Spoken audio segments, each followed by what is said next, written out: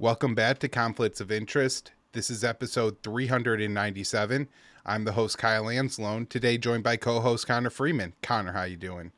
Doing great, Kyle. How are you? Doing very well. Happy to have you back on the show. We got a lot to talk about today.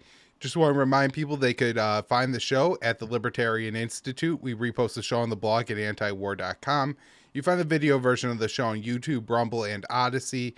And subscribe to the show wherever you're listening if you're a new listener.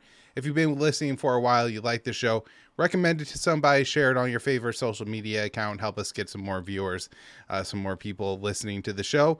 And with that, let's get into the news today. Connor, the first article I wrote for the Libertarian Institute on March 15th. Ukrainian leaders say they will continue to send soldiers into the Bakhmut meat grinder.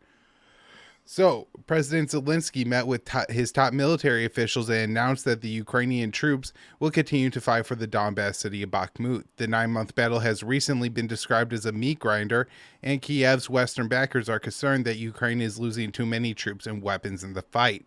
On Tuesday, Zelensky held a meeting of his Kiev Supreme Commander-in-Chief. That's like a council, probably the National Security Council, or more likely the Joint Chiefs.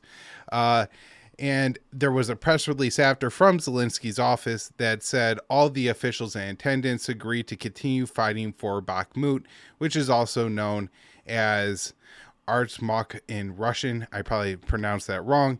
Fighting for the city intensified in January after Russian forces seized the nearby settlement of Soledar. German officials estimate that Kiev is losing a 3-figure number of soldiers every day fighting for Bakhmut, while Americans serving on Kiev's side in the city called the battle a meat grinder and said troops on the front line survive an average of 4 hours. Ukrainian leaders say Russia is also experiences high losses in Bakhmut, fueled by inexperienced and under-equipped soldiers.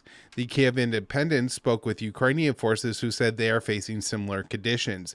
Ukrainian infantrymen told the Kiev Independent of unprepared, poorly trained battalions being thrown in the frontline meat grinder to survive as best they could with little support from armored vehicles, mortars, artillery, drones, or tactical information, the Kiev-based outlet reported earlier this month. And as I mentioned with this article in the past, Connor, this is a very, pro-Ukraine government outlet. And so, I don't think this is like in any way meant to be a Russia PR thing. This is just the reality of the situation, how bad it's gotten. The press release from Zelensky's office said the supply of military equipment to the city was discussed in Tuesday's meeting, but did not specify if Kiev intended to provide additional resources to the frontline fighters in Bakhmut. The Washington Post noted Kiev is running low on men and weapons, and influx of inexperienced draftees brought to plug the losses has changed the profile of the Ukrainian forces, the Post reported. The force is also suffering from basic shortages of ammunition, including artillery shells and mortar bombs, according to military personnel on the field. On Sunday, Politico reported that Western officials believe Kiev has lost too many soldiers and weapons in the city. Last week, Secretary of Defense Lloyd Austin said the Ukrainian defense of the city was more symbolic than strategic, raising doubts about its operational value in comments to reporters. However, Ukrainian officials believe Bakhmut holds crucial strategic value. In an interview with CNN's Wolf Blitzer, Zelensky said if the city falls, Russia will have an open road in the Donbas region. And then this is Zelensky's quote, "We understand that after Bakhmut, they could go further. They could go to Kamarastok or they could go to Slovinskak. It would be an open road for Russians after Bakhmut to other towns in Ukraine in the Donetsk direction," he told the CNN host. Ukraine's commander-in-chief in a Telegram post on Tuesday claimed Bakhmut was vital, saying it held paramount strategic importance for deterring the enemy. He said that the city is key in stability of the defense of the entire front. While Zelensky may be prepared to spend an endless amount of lives and weapons in Bakhmut, he might find his Western backers unwilling to increase their support. The Political report noted that recent grumblings from U.S. officials about the constant request and for aid, and at times Zelensky was not showing appropriate gratitude for the American donations to Kiev. So, Connor, I just have a few stories here that update the drone incident. I did see the Americans put out a video, and I'm not sure, it would be obviously from the drone angle versus the video that Russia put out, which was from one of their fighter jets. So it's unclear if, exactly what happened there. I haven't seen a video that actually shows the Russian fighter jet making contact with the drone. And it appears now the U.S. is kind of saying they used some kind of maneuver where they dumped fuel on the drone and probably set it on fire or something. I don't know. Or maybe just the fact that the fuel hitting the drone was enough to disable it in some way and cause it to crash. So it's unclear, but the Russian video seemed to show the propeller falling off. And I believe some of the initial reporting said that the fighter jet hit the propeller. So that's kind of what made me think that's what's happening. Now, I do see a lot of people misreporting this and saying that the drone was shot down, which is significantly different than what happened. So I just wanted to note that. Now, a Russian official said Wednesday they intend to recover the debris of the Reaper drone that was downed in the Black Sea on Tuesday after it was intercepted by fighter jets. I want to note that the U.S. spokesperson for the National Security Council said he doubted that the U.S. would be able to cover the drone, but also asserted that the U.S. did something to the drone to prevent Russia from being able to obtain it. So I don't know, maybe they have explosives embedded within them enough to just blow up the drone, or, at least where the microchips and all that are, the cameras, whatever they feel is like of the most strategic importance. Maybe they were able to destroy that. Maybe Ally had a ship in the region, was able to somehow hit it with some kind of weapon. I don't know, but that's what they're saying. So the Americans are kind of downplaying the need to even look for it, where the Russians are saying they're going to go get it. It'll be interesting if Russia does find it, what, they plan to do with it and how they plan to make a show of it. Now, next up, we have the Secretary of Defense, Lloyd Austin, speaking with his Russian counterpart on Wednesday about the downing of the drone. It's the first time that the two saw it since October, that the two meet in some of the highest level engagement, which has been rare, of cabinet level meetings between the two sides. Antony Blinken has had a couple short meetings with Lavrov, the Russian foreign minister, but that's essentially been it. So Austin told reporters at a press conference alongside Chairman of the Joint Chiefs of Staff, Mark Milley, "I just got off the phone with my Russian counterpart. The Russian defense ministry confirmed the call and said it was held at the request of the U.S.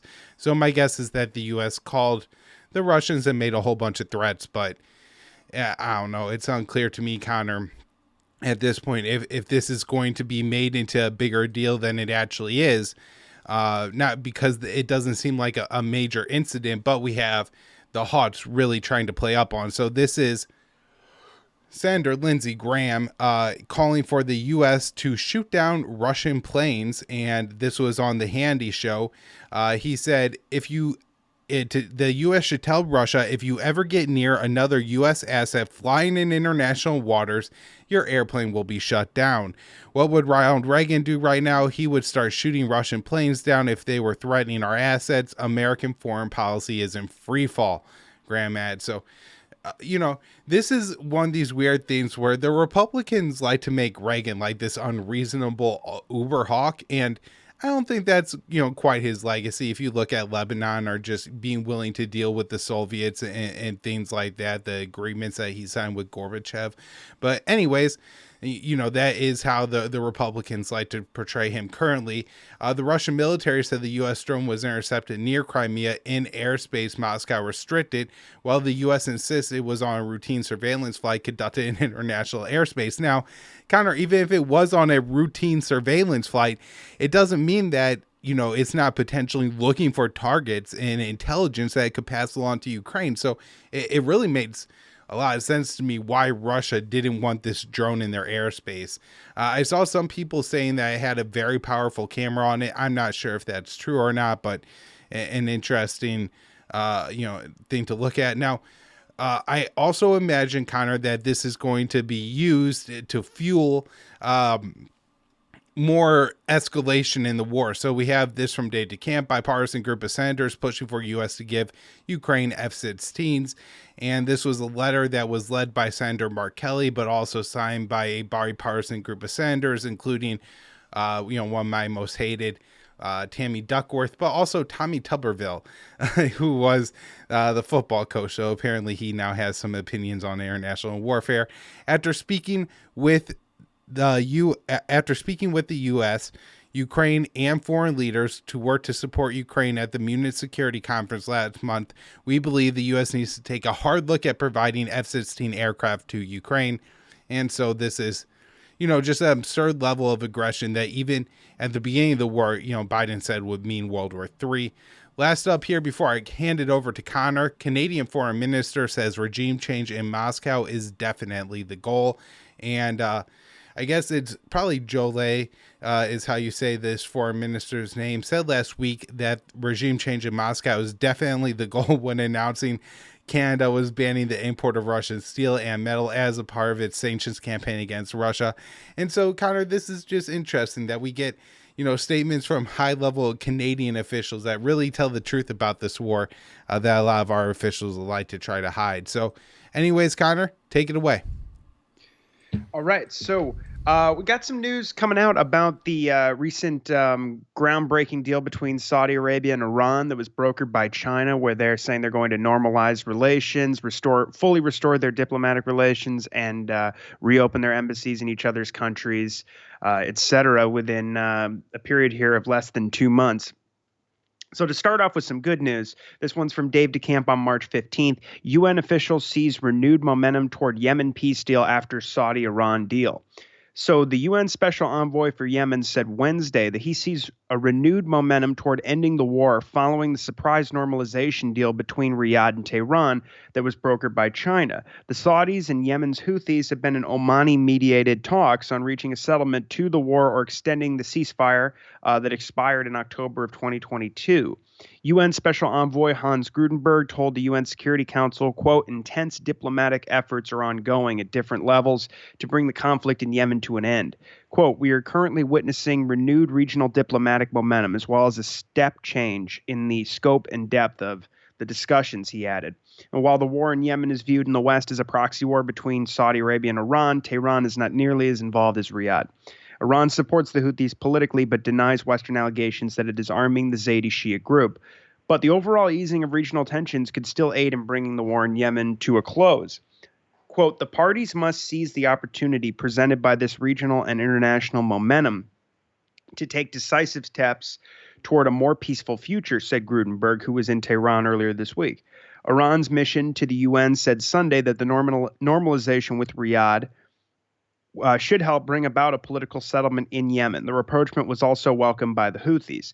Houthi spokesman Mohammed Abdul Salam said, quote, the region needs the return of normal relations between its countries, through which the Islamic society can regain its lost security as a result of the foreign interventions led by the Zionists and the Americans.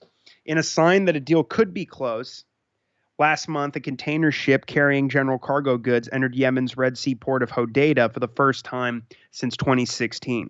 An official from the Saudi-backed government said that allowing commercial ships to dock in Hodeidah was meant as a trust-building step to support Saudi Houthi talks. The U.S.-backed Saudi-led coalition has enforced a brutal blockade on Yemen throughout the war, but it has been eased since last year's ceasefire. So for a year now, since March of last year, when the ceasefire was first enacted, there have been no recorded Saudi airstrikes in Yemen. And according to UN estimates, of course, since 2015, we know that at least 377,000 people have been killed in the country due to the war, the U.S.-led war, with more than half of which have died as a result of starvation and deprivation. Mostly these are children under 5 years old and babies, caused by the blockade and the bombing of all the infrastructure. So we have some good momentum going there. There's a piece in the Wall Street Journal that's making the rounds this morning that's citing U.S. officials and some Saudi officials where they're saying that Iran has agreed to stop arming the Houthis. There's no corroboration from the Iranians yet on anything in this report, although it has been reported before this piece that came out today that the Iranians have said that they will encourage the Houthis to negotiate and do the things that they're essentially already doing. But the idea would be like that they will discourage attacks on the Saudis, but so long as there's no more airstrikes and they keep moving forward and work toward a way, an end to the war and lifting the blockade and all these things, that wouldn't happen anyway. And the Houthis want to end this war presumably as much as anybody. They just want a reasonable settlement, including ending the siege finally. And so this may just be politics, for the Americans to look like they got something out of this, so that it looks like they weren't totally left out of the situation and completely sidelined by China coming in and injecting some real needed stability and cooperation and diplomacy into the situation, because the Americans have just been horrible on this, and they're responsible for that deaths of almost 400,000 people anyway. So I think it's all politics, but it still could be a good sign here that things are moving forward. All right, now let's see. Now, the Saudi, this is from the Middle East Eye. So Saudi-Iran reconciliation, Riyadh investments could start very quickly following deal. So Saudi Arabia's finance minister, Mohammed al-Jadaan, said on Wednesday that Saudi investments in Iran could happen very quickly following a reconciliation deal between the two countries last week, which was brokered by China. Speaking during a private sector forum of Saudi Arabia's sovereign wealth fund, Jahadan said that there are a lot of opportunities for Saudi investments in Iran. We don't see impediments as long as the terms of the agreement would be respected, he added. The news that Riyadh is seriously considering investing in Iran, a country heavily sanctioned by the West, is likely to raise eyebrows in Washington, historically one of the kingdom's closest allies. Following the Chinese-led negotiations, Tehran and Riyadh agreed to resume diplomatic relations and reopen their embassies. They also vowed to affirm the respect for sovereignty of states and non-interference in the internal affairs of states. The agreement was a significant step after years of mutual animosity and suspected attacks in internal affairs and proxy wars across the region. So they just go through the background here on why diplomatic relations were cut off and the embassies were shuttered because of the after the Saudis executed a prominent Shiite cleric and there were attacks on the Saudi embassy in Iran. But Jadaan said Iran is our neighbor and has been and will continue to be for hundreds of years. And he says tension. Let's see. Well, they're also saying here that after decades of sanctions, of course, Iran is in desperate need of investments, and the Saudi injection of cash will likely depend on how quickly both sides can rebuild trust. Tensions have also been exacerbated by the war in Yemen, of course, but again, the Iranians have not been co-belligerents in the way that the Americans certainly have, or the Saudis here actually, participating in the war. This is all just kind of rhetoric about how the Iranians are arming the Houthis. None of this has been proven. It's been debunked a bunch of times. But nevertheless, that can also help move things forward. And they just quote a Saudi policy analyst based in London who is saying that that this is an interesting development. I think that the comments she's remarking about the comments from the finance minister, this is an interesting development. I think the deal is promising. So while the two countries have unresolved issues across the region in Syria, Lebanon, Yemen, and Iraq, Dr. Najah al-Otaibi said that beyond politics, economic collaboration between the two countries can flourish. The Iranian and Saudi economies could mutually benefit from greater economic exchange, she added, and Iran can help Saudi Arabia in its Vision 2030, which incidentally, since the meeting, since Xi Jinping traveled to meet with leaders of Saudi Arabia late last year, they've also discussed basically synergizing the Belt and Road Initiative with this initiative by the Saudis, their so-called 2030 vision. And there are many opportunities, whether in science, technology, sports, or culture. This is something I think both countries can benefit from. And this is in reference to this general agreement for cooperation in 1998 that they've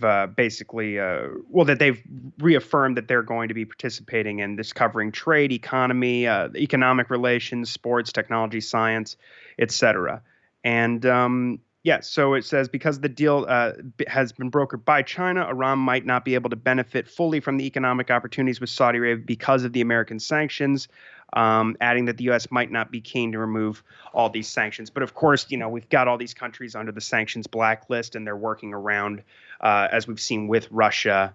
I think that, I don't think Saudi Arabia at this point is going to be too concerned about, building relations with other options and looking east instead of just, following U.S. dictates, which they're obviously not doing. So, all right, now we have this is from Responsible Statecraft. Saudi-Iran deal exposes EU's waning Middle East influence. And this is interesting, too, because the Europeans had all kinds of opportunities we've been covering over the last couple of years to, impose some leverage on the Americans and get them back into the JCPOA. But they didn't take advantage of that, and they keep following. They just keep acting like vassals for the Americans. We've seen what that's gotten them, going along with the American led sanctions on Russia and destroying their economies. And you see that it doesn't get them any. Doesn't do them any favors, especially when the Americans are bombing their pipelines and this sort of thing. So this is just a great synopsis of all of that. The announcement of the restoration of diplomatic relations between Saudi Arabia and Iran under Chinese mediation has exposed the limits of the EU's influence in the Middle East. While the EU was careful to avoid explicitly crediting China, which it has referred to as its systemic rival for the breakthrough, Brussels declared its readiness to build on it by engaging, quote, with all actors in the Middle East in a gradual and inclusive approach in full transparency. While such a statement suggests a pragmatic approach, it begs the question why it was China, an adversary, and not the EU that facilitated the agreement between the two Persian Gulf rivals. And what does it say about the EU's proclaimed ambition to be a major geopolitical player? The EU's waning influence in the Middle East preceded the war in Ukraine and is at least partly due to its own failure to deploy the leverage it once had in the region. In the Middle East, China is now playing the role traditionally reserved for the Europeans, talking to all sides and backing it up with economic muscle. And unlike the U.S., the EU had diplomatic relations with all the players in the region, including Iran. Following the 2015 nuclear deal known as the JCPOA, the EU and Iran agreed on an ambitious roadmap to develop bilateral relations. And even after Trump unilaterally withdrew from the deal, Iran maintained its compliance for more than a year in the apparently vain hope that Brussels would match its political statements with real financial commitments to keep the deal afloat. But the E3 even created a special trade instrument called Instex, designed to facilitate legitimate trade with Iran. That initiative, however, soon hit a wall as European financial institutions were reluctant to engage in trade with Iran lest they fall afoul of American sanctions. In fact, a grand total of one operation was carried out via Instex, which just last month dissolved. To add insult to injury, Instex European creators blamed Iran for its failure. The E3 and the EU's failure to fully comply with its part in protecting the JCPOA led whatever emerging leverage it had built with Tehran to collapse.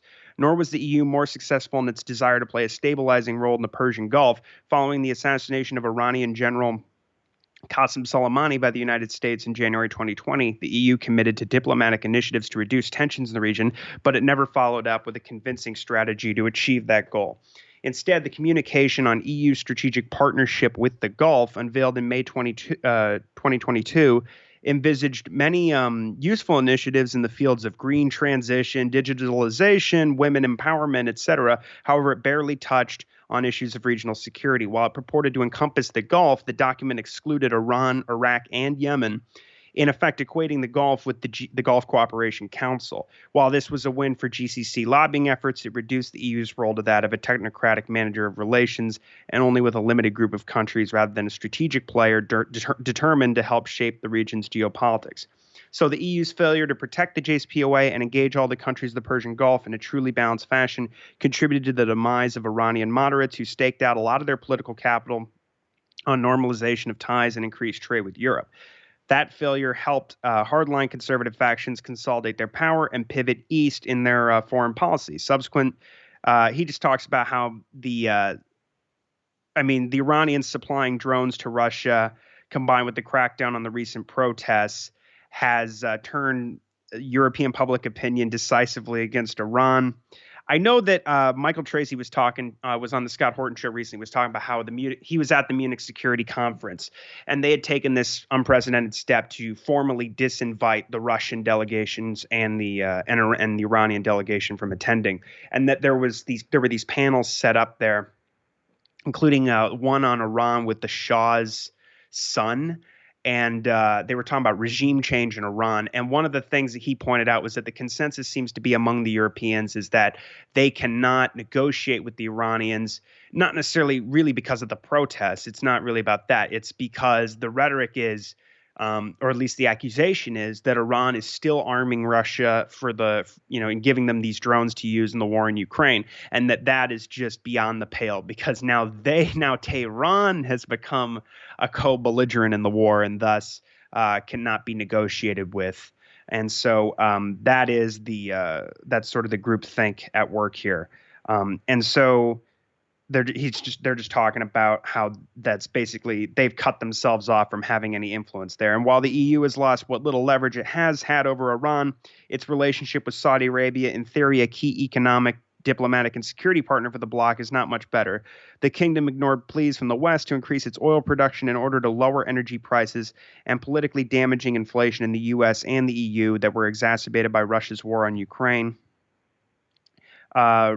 And of course, the U.S.-led sanctions. While some have argued this was a result of the West distancing itself from a key partner by criticizing the Saudi war in Yemen, or the murder of Jamal Khashoggi, or the treatment of women there. The truth is that the EU as a bloc never imposed any sanctions on Riyadh for these transgressions, and what little restrictions some individual states, to their credit, imposed on arms sales to Riyadh were either reversed or offset by fellow Europeans filling the gap. So for Saudi, that would not change the fact that the kingdom sees itself as an ambitious sovereign power by its relationships. Normalizing relations with Iran is a perfect illustration. As significant as the deal itself is, the fact that the West's nominal regional partner agreed to hand this diplomatic achievement to the West's peer rival speaks volumes. And China's bold move in brokering this normalization deal, which no doubt was aided by regional players, notably Iraq and Oman, also illustrates broader shifts toward greater multipolarity and intra-regional agency in the Middle East. China's rise, however, was facilitated by the EU's own declining ability to influence events in the region. The best the EU can do now is try to capitalize on any development leading to greater security or stability in the region.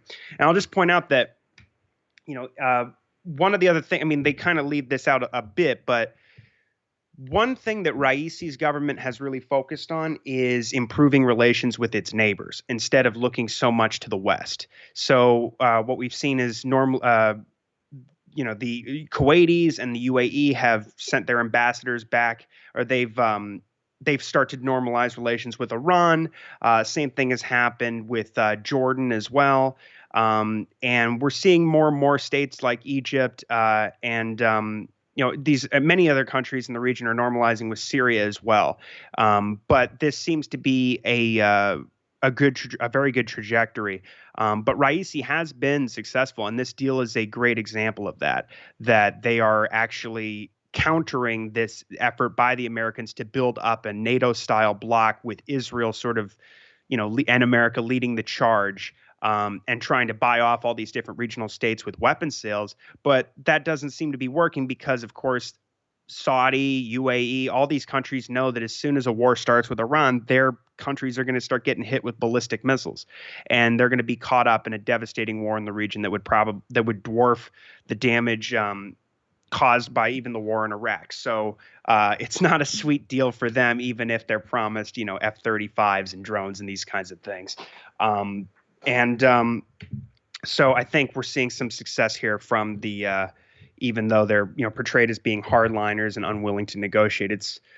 You could just say the same thing about people like Antony Blinken and Joe Biden, and that's one of the reasons why we're seeing a drift towards the east here and seeing more cooperation among regional states instead of trying to depend on the Europeans, who obviously never come through on what they say they're going to do. So let's see, we have. This next one is from Eli Clifton, getting back to the Abraham Accords. There's a hearing in the House Foreign Affairs Committee on expanding the Abraham Accords. All the witnesses appearing before the committee have worked at organizations with institutional and or financial ties to the UAE and Bahrain. The name of this is House Hearing Showcases UAE and Bahrain Funding at the Witness Table. So the 2020 Accords, which marked the normalization of relations between Israel and both the United Arab Emirates and Bahrain, also opened the floodgates to a wave of new weapons sales in the region, particularly from Israel to the UAE, Bahrain, and Morocco. The hearing will also be a showpiece for how foreign funding has permeated Washington's think tanks and how little disclosure is done of these potential conflicts of interest. Retired General Joseph Votel is a distinguished fellow at the Middle East Institute, a group that counts the UAE as its single biggest funder and Bahrain as a lower level donor. Votel, appearing in his capacity as a Middle East Institute fellow, chose not to reveal that information in his truth and testimony disclosure, a disclosure required of all non-governmental congressional witnesses, attesting that MEI received no payments, quote, originating with a foreign government related to the subject of the hearing. After Eli tweeted about this failure to disclose the UAE connection, the following day, Votel updated his form, disclosing, quote, grants or donations that could be tangentially related to the hearing on the Abraham Accords. He also disclosed funding from the UAE, Bahrain, Qatar, and Oman. Votel isn't the only witness affiliated with groups of financial ties to the Abraham Accords signatories. Former U.S. Ambassador to Israel and current Atlantic Council Distinguished Fellow Daniel B. Shapiro attested that, quote, I am representing myself and my personal viewpoints, and indicated that he is not representing an institution that receives payments, quote, originating with a foreign government related to the subject of the hearing. But the Atlantic Council, like the Middle East Institute, counts the UAE as one of its top funders and Bahrain as a lower-level donor. Shapiro, while claiming that he is only representing himself, submitted written testimony that identifies him as a distinguished fellow at the Atlantic Council, and he spoke extensively about the work he has undertaken at the Atlantic Council. And the third and final witness was Robert Greenway, a president and CEO of the Abraham Accords Peace Institute. Greenway also said that his organization received no payment originating from a foreign state related to the subject of the hearing. And funding for this group is a mystery because it doesn't disclose information about its funding. But there's an Axios article from 2021 that shows the Emirati and Bahraini ambassadors in Washington were co-founders of the institute. So this is from the article. Jared Kushner is founding the institute with former White House envoy Avi Berkowitz, who helped negotiate the agreements, Israeli-American businessman and major Democratic donor Haim Saban, and three heavy hitters from the region, the Emirati and Bahraini ambassadors to Washington, Youssef al-Otaiba and Abdullah al-Khalifa, and Israeli Foreign Minister Gabi Ashkenazi. Today's hearing offers a case study, this from the a few days ago. Hearing offers a case study in how Emirati and Bahraini funding has become omnipresent at major foreign policy think tanks. It also reveals the low standards for disclosures of potential conflicts of interest led by House committees and their witnesses. And both of these issues come at a time when even the U.S. Intelligence Committee is reportedly becoming increasingly concerned about the UAE's meddling in U.S. politics. All right. This next one, we're getting onto some Syria news from Dave DeCamp at antiwar.com on the 14th. 2 rockets fired at a U.S. base in the occupied Syrian oil field. So 2 rockets were fired at a U.S. base in an occupied oil field in eastern Syria on Monday, according to Central Command.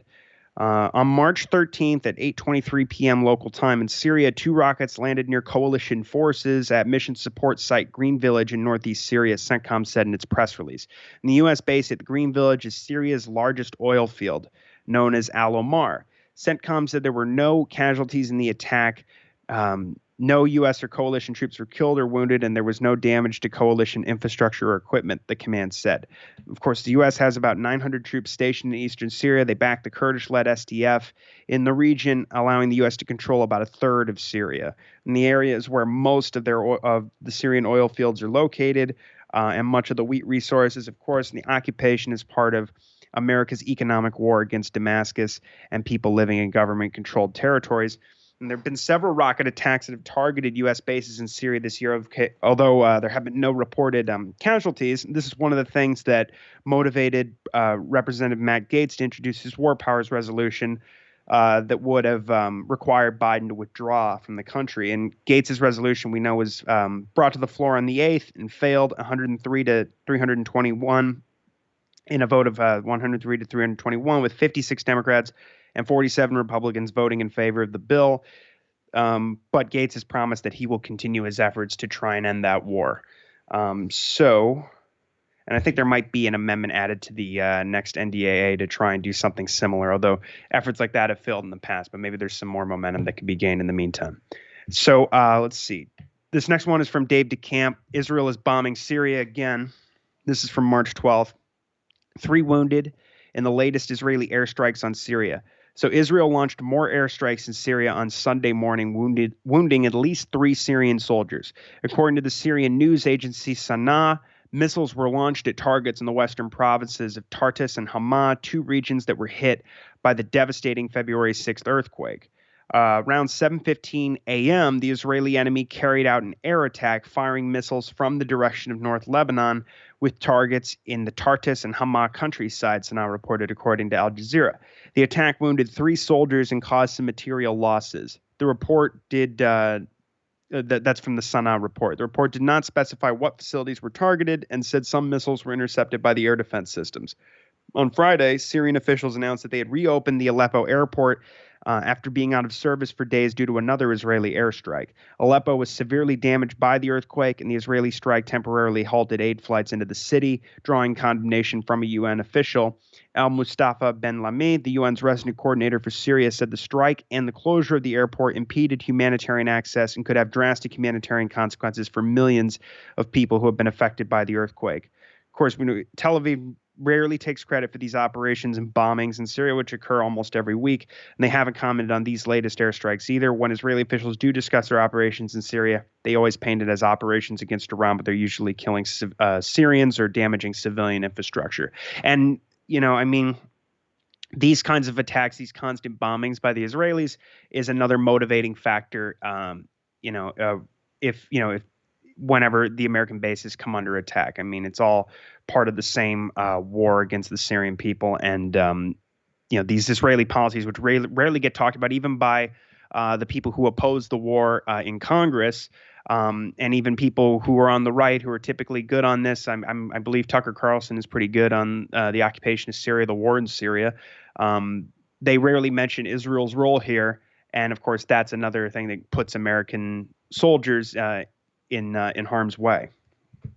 And so this next piece is from Al Jazeera. So China, Russia, and Iran have held joint naval drills in the Gulf of Oman. So this is from the 15th. Naval forces from China, Iran, and Russia are staging joint drills in the Gulf of Oman this week, Beijing has said, amid heightened tensions with the United States. This exercise will help deepen practical cooperation between the participating countries' navies and inject positive energy into regional peace and stability. The Chinese Ministry of National Defense said in a statement on Wednesday. It added that other countries were also taking part in the Security Bond 2023 exercises, but they didn't provide any further details on that. So Iran, Pakistan, Oman, and the UAE all have coastlines along the Gulf of Oman, which lies at the mouth of the strategic Persian Gulf. Beijing dispatched the guided missile destroyer Nanning to take part in the drills centered on search and rescue at sea and other non-combat missions. China maintains its only foreign military base, complete with a Navy pier in the Horn of Africa country of Djibouti, located just across the Gulf of Oman. The exercise is scheduled for Wednesday until Sunday, come amid heightened tensions between the U.S. and China over a range of issues. We have a quote here from John Kirby at the U.S. National Security Council spokesman, who said, "The White House is not concerned by the joint training exercise. It was not the first time that the Russians and Chinese trained together. We're going to watch it. We'll monitor it, obviously, to make sure there's no threat resulting from this training exercise to our national security interests or those of our allies and partners in the region," Kirby said on CNN. "But nations train. We do it all the time. We'll watch it as best as we can." The 3 countries held similar drills last year in 2019, underscoring China's growing military and political links with nations that have been largely shunned by the U.S. and its partners.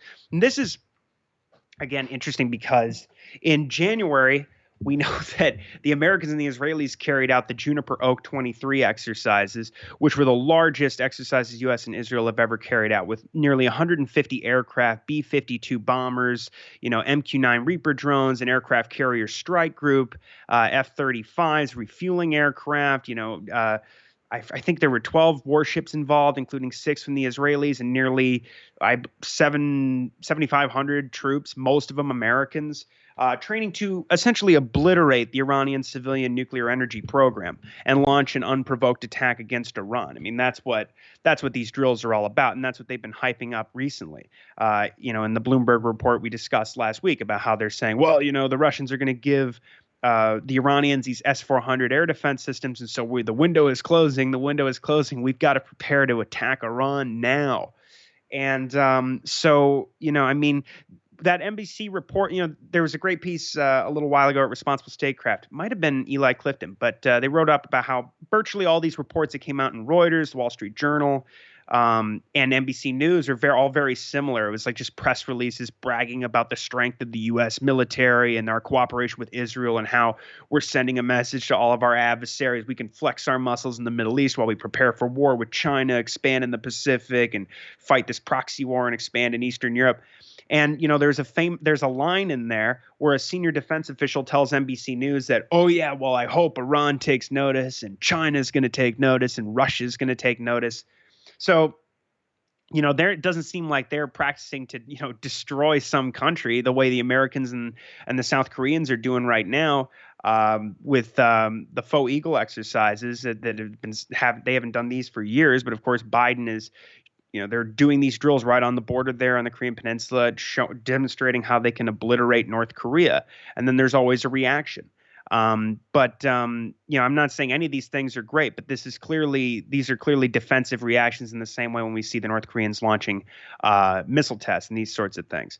And it's just crazy to see how the Americans are just escalating tensions constantly just to make more money for the military-industrial complex. And there doesn't seem to be any, as with North Korea, the Iranians were never offered a credible path toward diplomacy or toward some sort of solution here to the nuclear issue. As Daniel Larison is pointing out more and more, the Israelis, the American ambassador to Israel keeps saying that, we're not going to negotiate with Iran. And the State Department has been saying the same thing for months. And the excuse is because, the crackdown on protesters and they're involved with Russia and the war in Ukraine. And so we can't discuss the nuclear issue with them. We can't lift sanctions. We can't return to the JCPOA. And of course, previously, the Americans were always saying, we don't want any extraneous demands at all. Even when a lot of they were trying to criticize Iran for making these so-called extraneous demands. And most of these were just about lifting the sanctions, all of the sanctions imposed since Trump withdrew from the JCPOA, and they wanted a full and honest implementation with a verification mechanism of the Iran nuclear deal to verify that all these sanctions have been lifted. And they couldn't even get that because the Biden administration said that even if you are in compliance, we'll just walk out of it at will whenever we want and screw you, and you won't have any way to recover with your economy or to prepare for that kind of a hit again. So there was no option other than to do what they're doing now, and so it's just there is no diplomacy when it comes to these countries that we should absolutely be negotiating with, and they're not a threat to us. But the U.S. has taken us closer and closer to World War III in all these different regions, and so now it's sort of being left up to interpretation. If there is an attack on Iran, if the Israelis attack Iran, will China and Russia get involved? And so it's just, this is the Biden White House. This is the situation that we're in. So anyway. All right, Connor, thanks for the update. Everybody, thanks for tuning into the show. We'll be back with more shows next week. Thank you, Kyle. Thank you, everybody.